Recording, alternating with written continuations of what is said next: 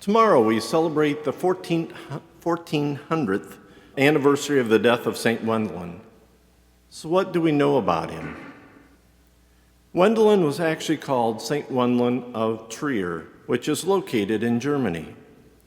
He was born in 554 to a Scottish king, led a pious life as a youth, and left home on a secret pilgrimage to Rome. You might say Wendelin lived up to his name, as Wendelin in Old German means wanderer or pilgrim. On his way back, he stopped in Westrich in the Diocese of Trier and became a hermit, giving up his nobility to follow Christ. Now, as a parent, I know how I would feel about my child leaving secretly and not coming back. Because of his life as a hermit, a wealthy businessman called him lazy, and to prove him wrong, Wendelin agreed to work for him as a herdsman. It is said that Wendelin would take his herds to a mountain to graze, so that he might pray in silence. One time the master came upon him praying on the mountain and was angry, because it was getting late and he could not see how Wendelin was going to get the herd back home before dark.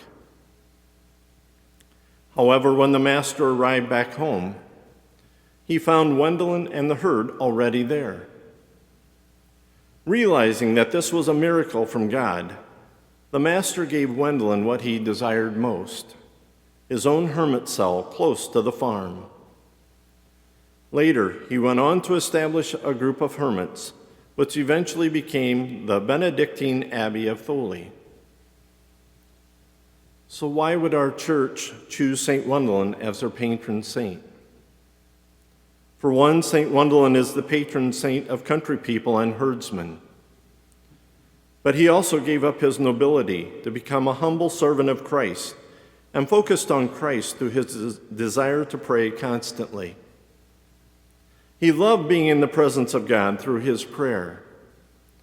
How many of us would be willing to trust in the Lord enough to give up all we have without knowing what will happen next?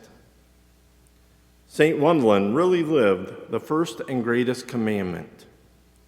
Love the Lord with all your heart, all your soul, and all your mind. It was through prayer that he could give himself unselfishly to God. Through his reflections, reading, and prayer, St. Wendelin looked to the past for direction.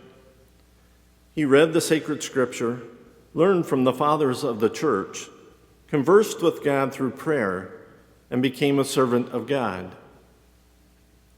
Looking at the present state of our culture, how can we improve our regard for our nation, our neighbors, and our family?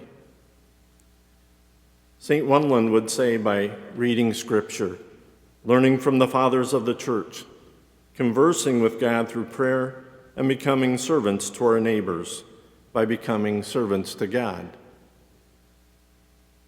So what will the future hold? It depends on what we teach our children. Do we let society teach them, or do we teach them the scriptures, works of the fathers of the church, and the importance of having a relationship with God through prayer? What would happen if we teach them to be servants to each other by becoming servants of God?